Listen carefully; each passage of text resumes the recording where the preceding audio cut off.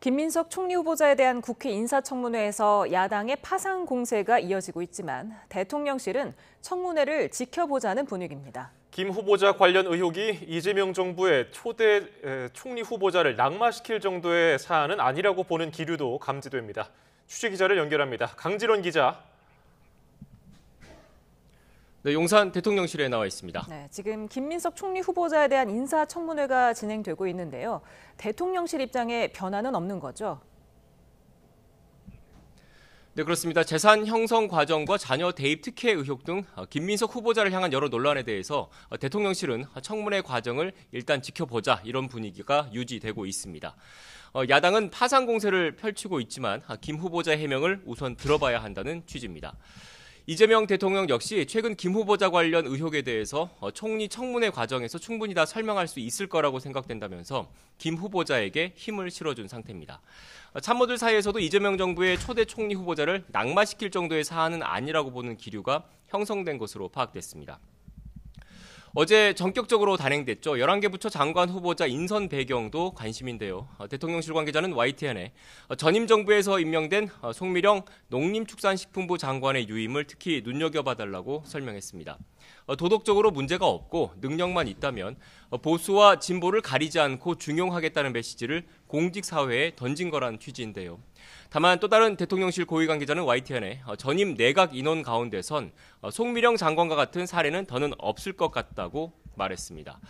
또 어제 발표한 장관 후보자는 지금까지 검증을 통과한 사람을 모두 공개한 거라며 나머지 후속 인선 결과 발표는 시간이 좀 더 걸릴 것 같다고 전망했습니다.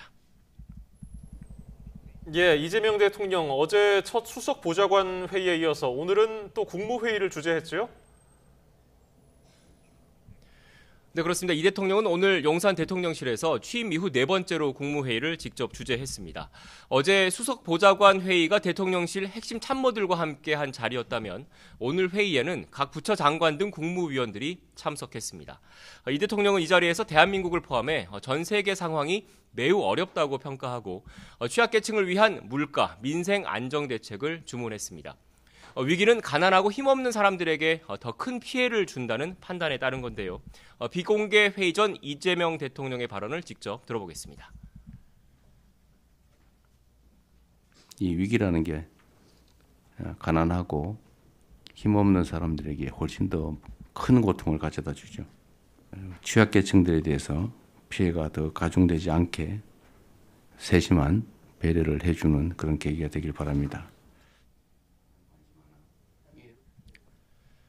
네, 이런 가운데 오늘 국무회의에서 이재명 대통령은 해양수산부의 부산 이전을 올해 안에 마무리할 수 있는 방안을 검토하라고 강도형 해수부 장관에게 지시했습니다. 강유정 대통령실 대변인은 오후 브리핑을 통해서 해수부 이전은 이미 공약사항으로 여러 번 언급한 만큼 이 대통령이 강 장관에게 되도록 빠른 이전을 알아보라 이렇게 지시했다고 밝혔습니다. 이 대통령은 이와 함께 내일 6.25 전쟁 75주년을 앞두고 보훈의 중요성도 거듭 강조했습니다. 대한민국을 지키기 위해 특별한 희생을 치른 분들을 충분히 보상하고 예우하는지를 다시 점검해서 가능한 방법을 더 찾았으면 좋겠다고 말했습니다. 또 평화가 곧 경제이고 평화가 밥이다라면서 한반도의 평화체계를 구축하고 안보를 튼튼하게 하는 게 중요하다고 밝혔습니다. 지금까지 용산 대통령실에서 YTN 강준원입니다.